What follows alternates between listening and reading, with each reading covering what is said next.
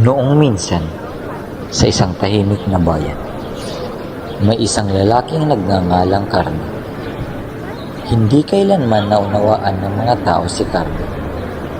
O lamang, marahil ang bagyang nakaunawa sa kanya. Noong huling bakasyon, nang bumisita ako sa aking mga kamag-anak sa Pasukin, unang beses ko siyang nakita. Nakikipag-usap ako kay Lorenza sa tapat ng kanilang bintana nang dumaan si Carlo. Hinihila ang kanyang mga paa at nakayuko ang ulo. Siya ba yung lalaking itinento mo sa akin? Oo, siya yun. Tingnan mo siya. Hindi gaano limang talampakan ang pagkain. Ang kanyang katawan ay baluktot na parang puno ng balet. Kaya pala natakot ang mga tao sa kanya. Napakawalang hiya nila. Hindi man lang nila kilala kung sino talaga siya. Alam mo, hindi mo rin silang masusunod ang matakot sa mga bagay na hindi normal para sa atin na likas sa pagkatakot.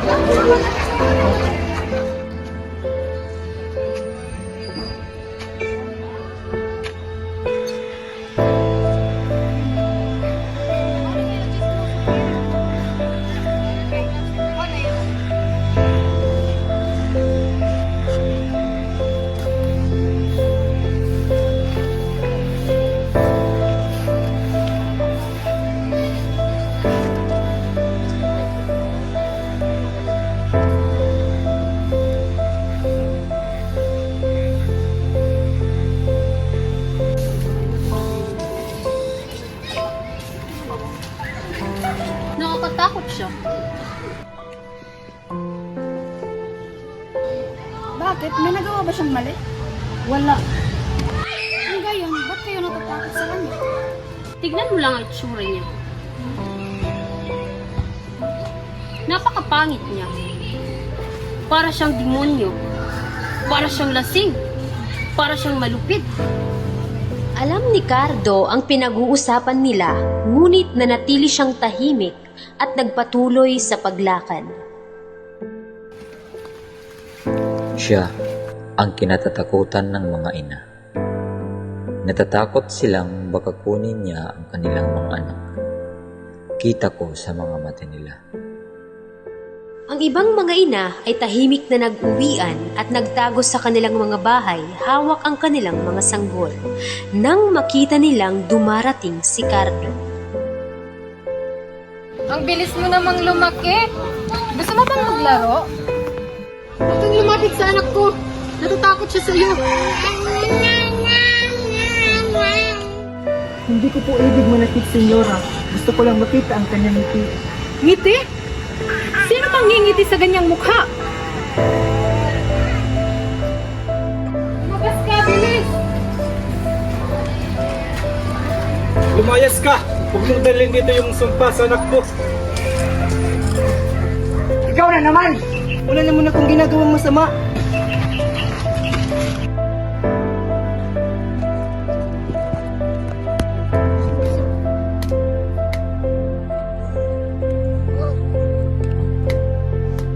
Bakit ako pinarurusahan dahil lang umiti ako sa mga inosenteng sanggol? Bakit napakabagsik ng mga tao sa akin, gayon wala naman akong ginagawang masama o anumang kasalanan? Bakit? Ngiti lang ang nais kong makita sa kanilang mga mukha, ngunit nakikita nila ako bilang halina. Malamang, binubugbog na naman siya. Nakita ko rin siya kanina. Hindi ko inaasahan. Bakit gano'n na lang ang trato nila sa kanya? Gayong hiningitian at pinapasaya niya lang ang mga bata. Dapat nga, iniimbita nila siya upang pasayin ang mga bata, hindi ba? Madalas, naiisip ko rin yan. Pero tingnan mo, ang pangit at baluktot niyang mukha ay nagtataboy ng simpatya at awa. Totoo, hindi tama ang ginagawa ng mga magulang sa kanya, lalo na't wala naman siyang kasalanan. Pero nag-iingat lang sila dahil hindi nila maintindihan kung bakit napapangiti yung mga sanggol ng gano'n. Saan ba siya galing? Iyan ay isa pang misteryo. Madalas ba siyang pumunta rito? Oo, kahit na sinasaktan siya, kahit halos na siyang patay, hindi pa rin siya lumalaban. Babalik lang siya sa dagat at babalik ulit kinabukasan. Marahil gusto niya mamatay. Posible kaya yun? Siguro may gusto siyang sabihin. May kahulugan ng buhay niya. Marahil.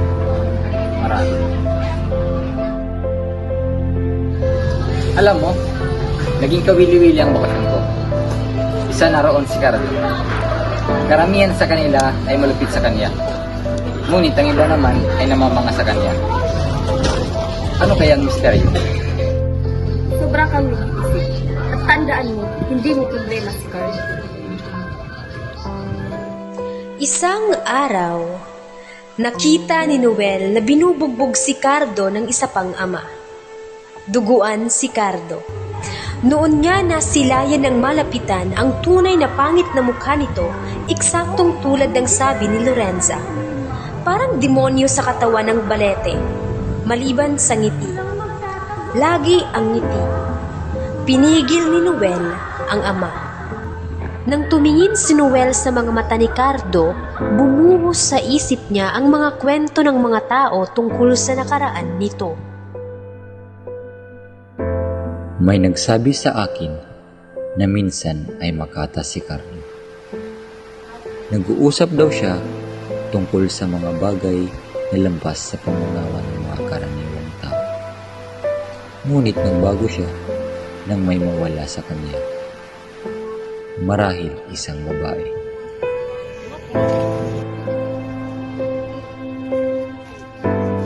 Ang sabi naman ng iba, minsan daw ay nagkaroon ng asawa si Carlo. Namangha sila kung paano nagkaroon ng ganoong kagandang asawa ang isang taong ganoong mukha. Nagkaanak sila ng dalawa. Ngunit noong sanggol pa lamang, iniwan siya ng babae at sumama sa iba. At si Carlo, na hindi marunong mag-alaga ng sanggol, ay napatay ang sariling anak. At ang espiritu ng kanyang anak, ayon sa kwento, ay patuloy siyang sinusundan dahil sa inosenteng ngiti nito. Iyon ang pinakamalaking biyaya na binigay sa akin, mahal ko. Salamat at pinipili mo ako sa araw-araw. Walang anuman, mahal ko.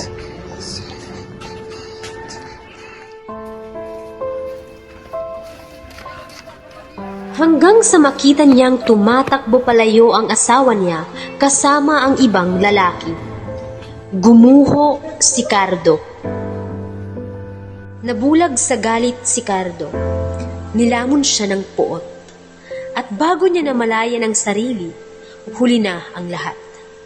Ang iyak ng sarili niyang anak ang nagpabalik sa kanya sa katinuan at nilamon siya ng matinding pagkasuklam sa sarili. Ang dating lalaking handang ipaglaban ang kanyang pamilya, siya mismo ang sumira rito. Halos naniwala na si Noel sa kwentong iyon hanggang may narinig siyang isa pang bersyon. May nagsabi na minsan daw ay gwapo si Carlo. Kaya nga raw nag-asawa at anak siya. Hindi raw niya pinatay ang kanyang anak at ang asawa niya ang pinatay niya. Nagkasakit daw ang bata at sinisisi ni Carlo ang kanyang asawa. Binugbog niya ito hanggang sa mamatay. At ang sanggol naman na iniwan sa bahay ay namatay sa pagkasunog. Mula noon, nabaliw na si Carlo. At ang ngiti niya ngayon ay kahawig ng ngiti niyang suot nung pinapatay niya ang asawa niya.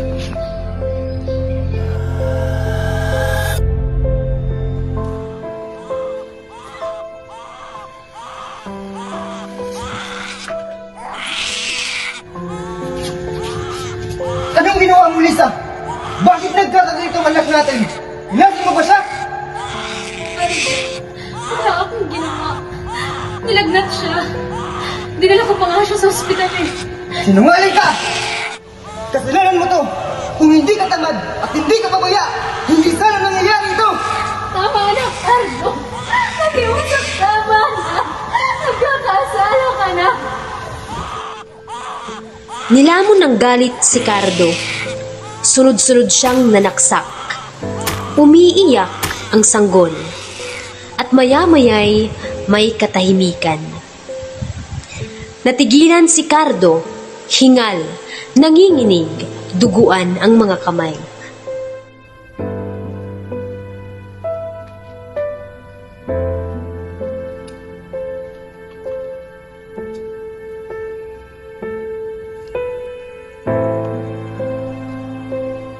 Sino ang pinunta mo rito? Alam mo, isa ako sa naghahanap ng kahulugan ng buhay. Gusto kong malaman, ang buhay ba'y isang panaginip lang o isang pamuhay at pagkamatay? Nakita ko ang napakaraming mga gandang bagay na handog ng mundo. Tinanong ko ang sarili ko kung bakit ko nagawang hangaan ang mga iyon. Gayong ako'y mismo'y baluktot at pangit. Pangit na muka, pangit na paa, baluktot, pilipit, parang isang demonyo. Oy, nandito na naman ang halimaw. Hindi lang halimaw, magnanakaw pa.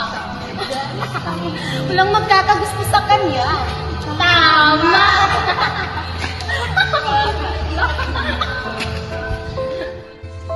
Naguluhan ako.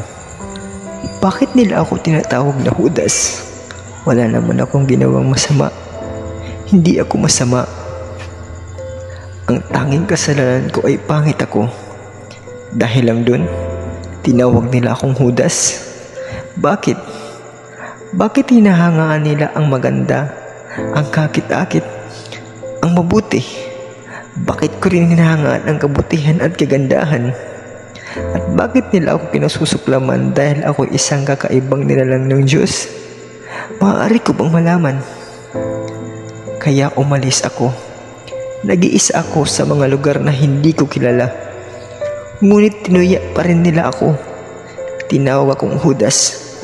At kung ano-ano pang maruruming pangalan. Inakusan ako na nagnakaw daw. Ngunit hindi ba ako karapat dapat malaman kung bakit? Bakit?